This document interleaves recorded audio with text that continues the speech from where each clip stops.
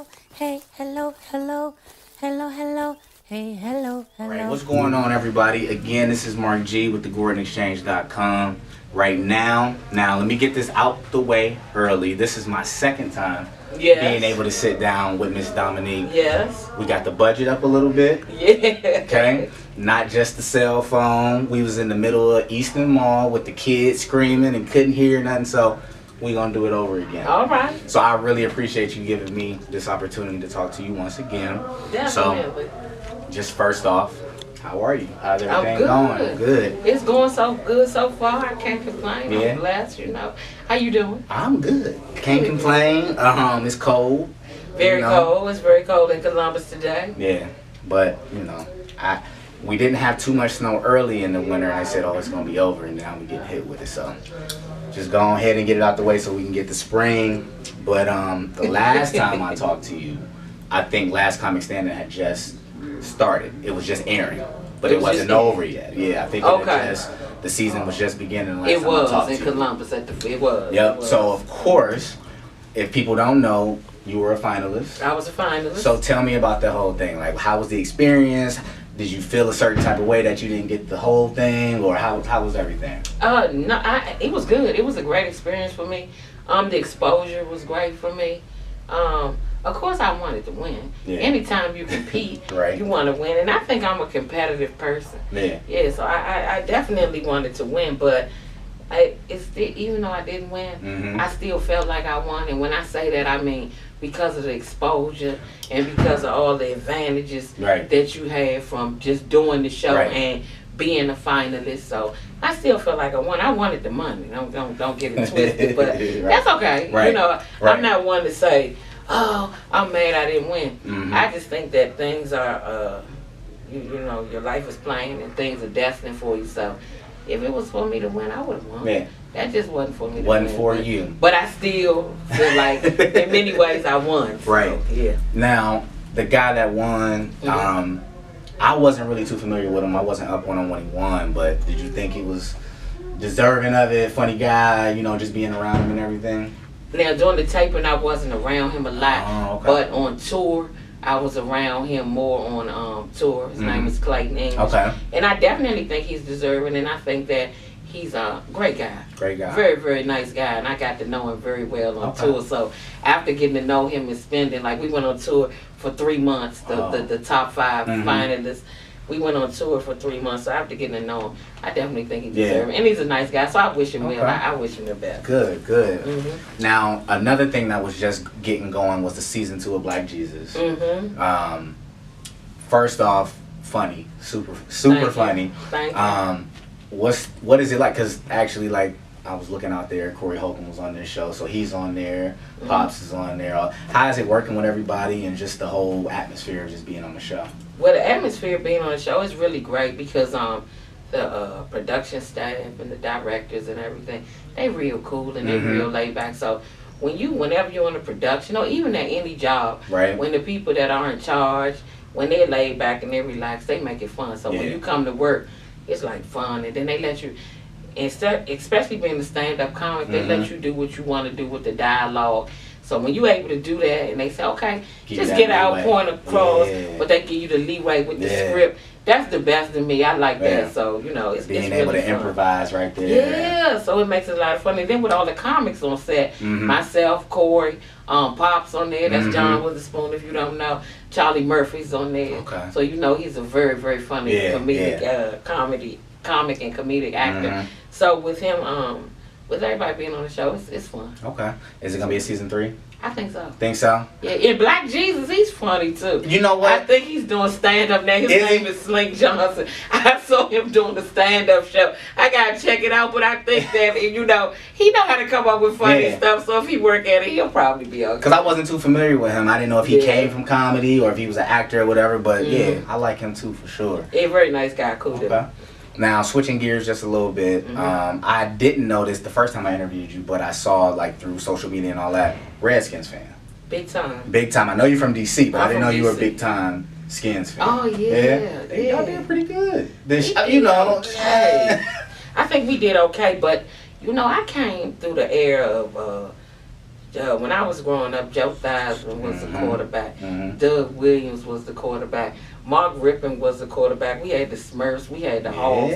So I'm kind of still hoping and trying to get back. Get it back. there. We doing okay, but we haven't got there. I'm always supporting even win, lose, or draw. Right. But I want us to get better. Now, do you get to, like, with your busy schedule and everything, do you get to check games out? Is Sunday like, let me set this aside, or is it if I catch it? Most of the time on Sunday, I'm working. Yeah. I'm on the road, so I don't go to the games. Like, every once in a while, if I'm in D.C., I might go to the game with my uncle or something like that, or my brother or something like that. But most Sundays, I'm working. Okay. But I try to get it in. Like, I'm going to Syracuse next week. Yeah. Syracuse Funny Bone. So if y'all in Syracuse, please check that out.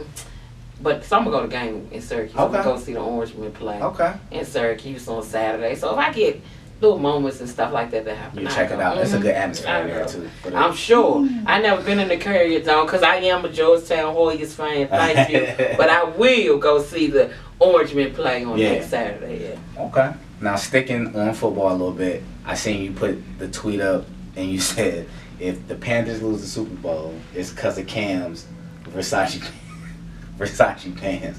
Now, of course, that I'm sure that wasn't the reason why, but they still took the L. Kinda. You can't wear tight slacks to the Super Bowl. You cannot do it. You shouldn't have worn it. Your ankles were showing. And I love Cam. Shout out to Cam. You know, but the Versace pants messed them up.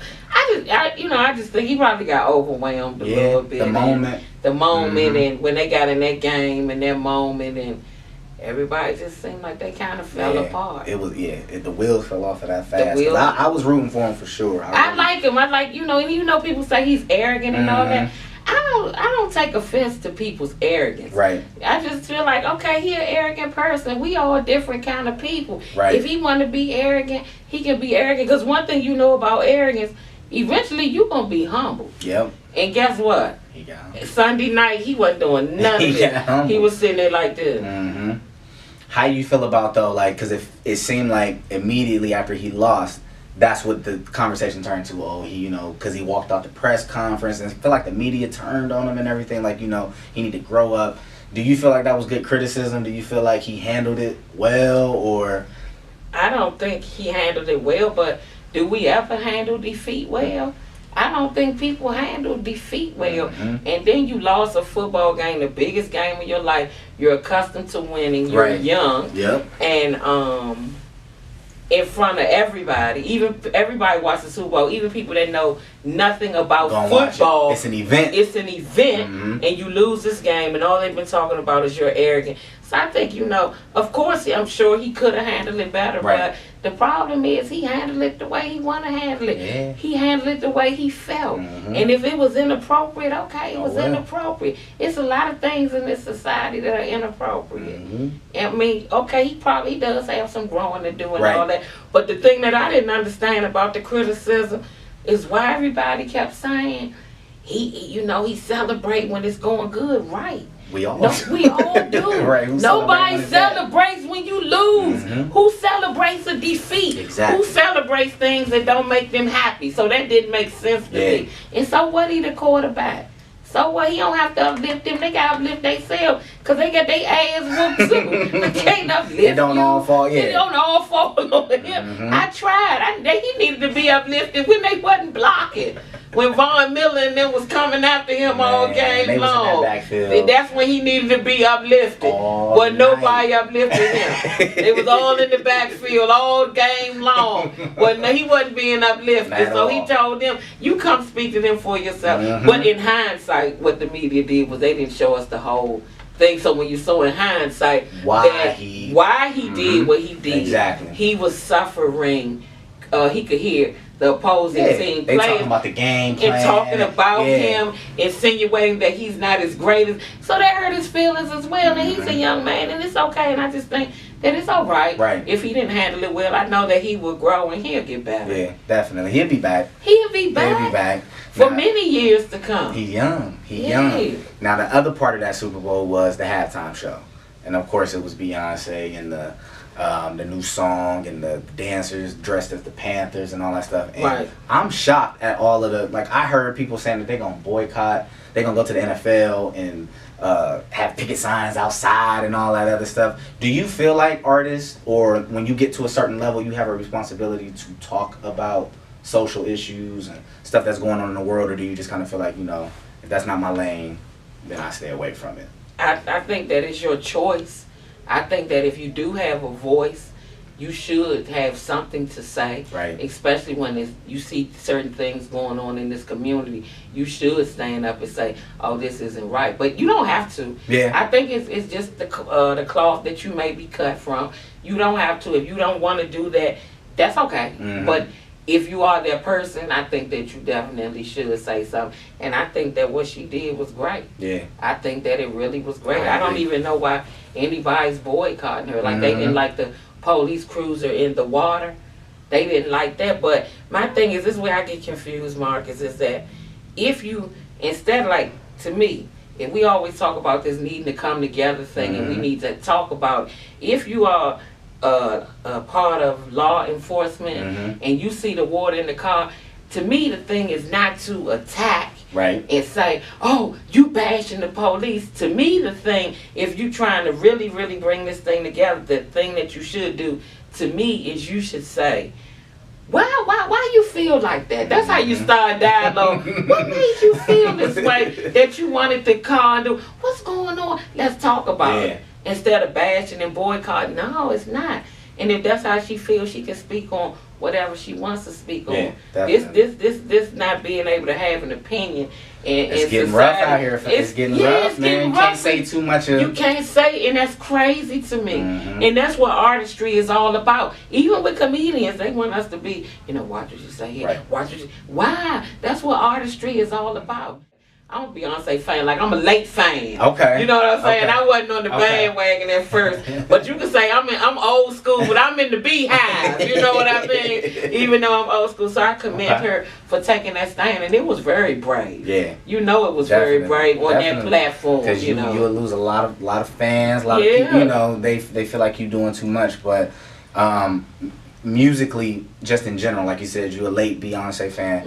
What does Dominique listen to music-wise? I saw you put something up about when Erykah Badu's the most recent one came out, and you were saying you was really digging that. What do you listen to? I like Erykah Badu.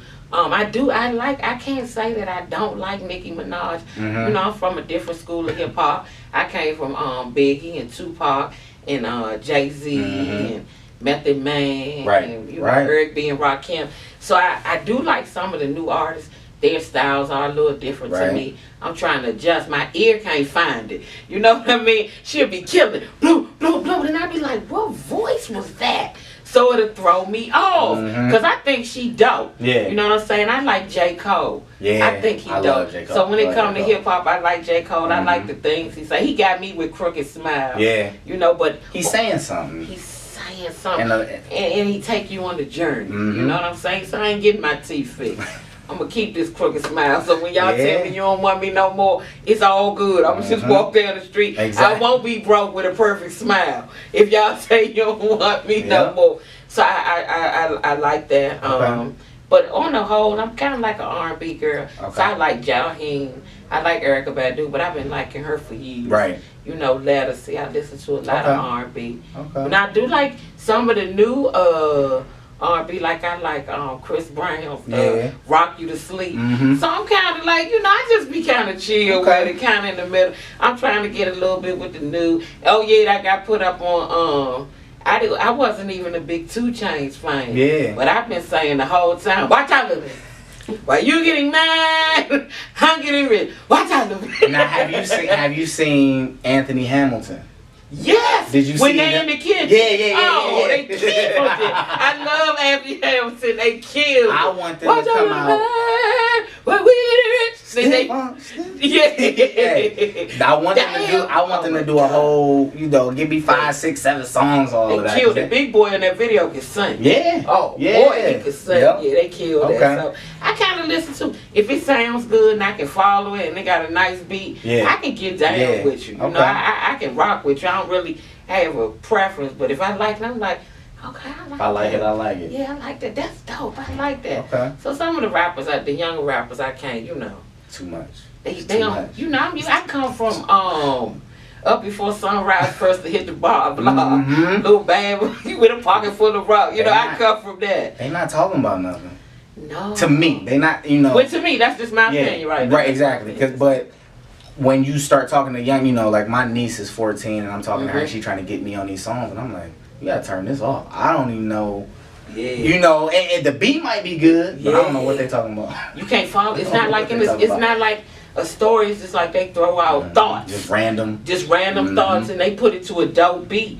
And the kids, they get it, but I can't. Okay. But some of them dope. Kendrick Lamar, love Kendrick. J. Cole. They probably my top two in the newer era. Me too. I like those I two the most. Now, of course, we in February, Black History Month. So I wanted to do something real quick with you, just ask you a couple questions and see what you come up with as far as Black History Month. So you take the Fortune 500 companies, right? How many black CEOs do you think we have out of 500? Out of 500 companies? 500 companies, how many black CEOs? Out of 500 companies, we might have between 5 and 7. Very good. Very good. My cousin, one of them. That's how I know. What? Yeah. He owns a company called Lux Consulting. In Silver Spring, Maryland. So it was an article in the it might have been, I think, the Black Enterprise. I'm not sure. I read it somewhere. It's like 5. Well, one of those guys is my cousin, so I was kind of up on. I know it's between 5 and 7. That's so crazy. Yeah. So he's one of them. Okay. So. And then I give you one more. The guy that invented the Super Soaker didn't get his money. They cheated him out. He invented it, the water gun. So he sued him, had to get his money back. How much money do you think they had to pay? Super Soaker. And he sued him and they gave him money back. They gave him his money. Oh man, they might have. Did they give him $1 million at least? Or look, how much? 70. He got 70 million.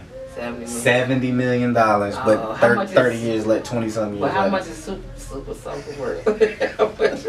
I know it's $12 billion. I know. Probably something crazy. But 30 years later. Yeah, 30 years. That's what it takes sometimes. But okay, so this is my last question. I'm gonna get you out of here on this one. The last time we talked, I asked you who your top 5 comedians were of all time. So this time, I know you always out on the road. You did Last Comic Standing. Tell me just a couple names of up and coming comedians that you really like, or people that we should look out for. I had one guy that I work with on the road. His name is Charles McBride. I think he's very funny. Another guy named Warren B. Hall. Okay. I think he's very funny. Another guy named Reese Waters. Okay. I think that he's very funny. I see you didn't hesitate with those names, so you must, when you lock in and you know somebody funny, And the thing that I like about him is that sometimes in this era of comedy, and I know comics might take this the wrong way, but this is just my opinion and the way I feel about it. They do too much studying. Yeah. It's one thing to be a fan of the game and all those things, but when it comes to stand-up, it's completely about finding who you are on stage. Like, even if you look at different video clips of me, you can see the transformation of me just trying to find who I was on stage. But I always was me. Yeah. I always was me. I never looked at people and said, I'm going to take this, I'm going to take that, I'm going to take this. That to me is not a true form of stand-up. Not the school I come from, maybe now. But I'm talking about from where I come from 20-something years ago. That's not a true form of stand-up. So when I see a comic that is trying to do that and working hard at that, I really respect that, because I see a lot of comics and they're not doing that, and I think that's emulating other people. And I can see the comics that they're trying to be and those kind of things. But those guys that I named, they really, really, in my opinion, they're working on being themselves. Okay. And I'm sure they're more. They haven't crossed my path yet, but they're working on being themselves. And I'm sure there are some women, but I just haven't come across them yet. So it's probably quite a few more. And I'm sure we'll cross paths. So that's the biggest thing to me, Marcus, with comedy. And I don't see that a lot and the younger comics, and they have this arrogance about them that's like almost unparalleled. You know how the unsung say, unduplicated,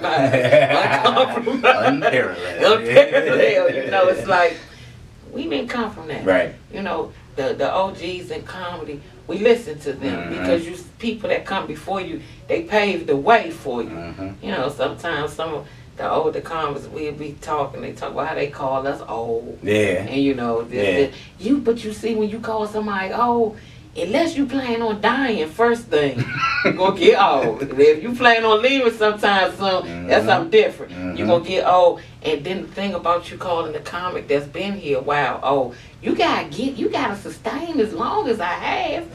You haven't even gotten there yet. You know, so you got youth, but you ain't done nothing. I'm here. I've been around. Yeah, and gonna be here till the casket drop. I ain't going nowhere. Gonna be here. So those three guys in particular. So make sure y'all check those names. I might be missing some people. If I'm missing some people, I'm sorry, but definitely. I got a little guy, Tim Mathis, a white guy that posts for me too. He funny too. Oh yeah, his name Tim Mathis. Tim, I almost forgot. You gonna see this? He gonna like, oh, thank you. But he's very funny too, and he's just going up there working on himself. You know, because I think in the social media era, a lot of it is. I think some of the problem is that too, because it puts you in a place of being afraid to fail. Yeah. Like when it was nothing like that when I came up. So if I failed, I just went on stage. Yeah, just went up there and failed and came back and did it. But social media got you kind of feeling like you gotta be perfect. So I can't fail. Yeah, that's not you know. So those guys I see they working on it, and they pretty funny. So y'all check them out if y'all hear their name or see them in the town. Go check them out. They funny. They up and coming. Oh, you know one more too. Who? It's a guy down in Memphis, Tennessee. He just texted me and asked me, could he AJ? That's his name. AJ, I can't remember your last name, but AJ funny as hell too. Young guy, but he doing his own thing. He got his little own little swag and all of that. You know, that's what being a stand-up is about. Your own. Do you. All this looking at other people and picking them, man, ain't a recipe for success. Ain't authentic. It's not authentic. Do you, whatever it is. If you do you and you got the goods, it's gonna blossom into what you need it to be. So. That's all. Now, if you can just tell the people where they can find you, where you're gonna be on tour, social media, all that stuff. So on social media, my social media handle, everything is Dominique Comedy. But listen, it's really comedy, because I spell comedy Comedi. I was trying to be different until I got called out. You know, be a little different. So on Twitter, it's Dominique Comedy with an I. Instagram, Periscope, Facebook is Dominique Comedian. You can find all my tour dates on She'sSoFunny.com. And I'm on tour, and like I said, next week I'm going to Syracuse, New York. And the week after that, I think I'm going to Orlando, Florida. These are both improv. The Syracuse is a Funny Bone, and Orlando is the improv. So if you check that schedule, I'm coming to a city near you, so check me out. And keep supporting Marcus. I do interview for him anytime. Thank you. Brother trying to come up, he working hard.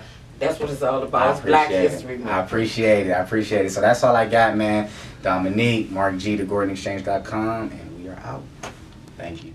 Hello, hey, hello, hey, hello, hey,